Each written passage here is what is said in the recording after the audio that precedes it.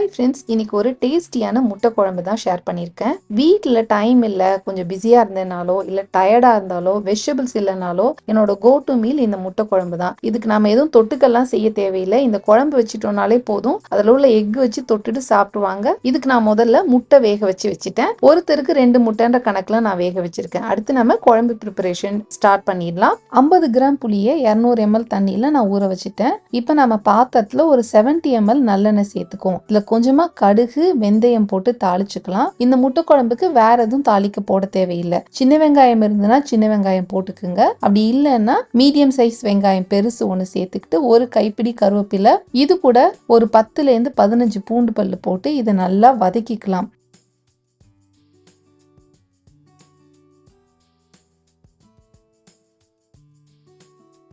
இதுக்கப்புறம் நம்ம கட் பண்ணி வச்சிருக்க தக்காளி சேர்த்துக்கலாம். இன்னைக்கு நான் வந்துட்டு 2 தக்காளி மீடியம் சைஸ் பழுத்த தக்காளி சேர்த்துக்கிட்டேன். இதை நல்லா வதக்குனதுக்கு அப்புறமா நம்ம ஏற்கனவே ஊற வச்சோம்ல புளி தண்ணி, அதை நல்லா கரைச்சிக்கிட்டு சேர்த்துக்கலாம். குழம்பு மிளகாத்தூள் 2 டேபிள் ஸ்பூன் அளவு சேர்த்துக்கிறேன். இந்த குழம்பு மிளகாத்தூள் இந்த மாதிரி புளி குழம்பு நான்வெஜ்க்காகவே அரைச்சது, நல்ல காரசாரமா சூப்பரா இருக்கும். இதுக்கு தேவையான உப்பு போட்டு இதை நம்ம நல்லா கொதிக்க விட்டுறலாம். பொதுவா புளிக்குழம்பு காரக்குழம்பெல்லாம் வைக்கிறப்ப நம்ம கொஞ்சம் புளியில தண்ணி நிறைய ஊற்றி ஒரு 15 நிமிஷத்துக்கு மேல கொதிக்க விடுறதுதான் அந்த குழம்புக்கு நல்ல டேஸ்ட் கொடுக்கும். குழம்பு நல்ல கொதி திக்காக ஆரம்பிச்சு லேசா எண்ணெய் பிரியிற ஸ்டேஜ்ல நாம ஏற்கனவே கட் பண்ணி வச்சிருக்க முட்டையை சேர்த்துக்கணும். நான் முட்டை ஏற்கனவே தோல் பீல் பண்ணிட்டு இந்த மாதிரி ஈவனா கட் பண்ணி வச்சுட்டேன். இதை நாம இந்த குழம்புல சேர்த்தரணும். குழம்புல சேர்த்ததுக்கு அப்புறம் ரொம்ப போட்டு கிண்டணும் அப்படின்னா அந்த எல்லோ பிரிஞ்சு வந்துடும். அதனால அழகா நாம அந்த குழம்புல போட்டுட்டு அந்த குழம்ப அந்த முட்டை ஃபுல்லா ஸ்ப்ரெட் பண்ணிட்டு மூடி போட்டு திரும்ப ஒரு லோ ஹீட்ல 5 minutes வச்சோம் அப்படின்னா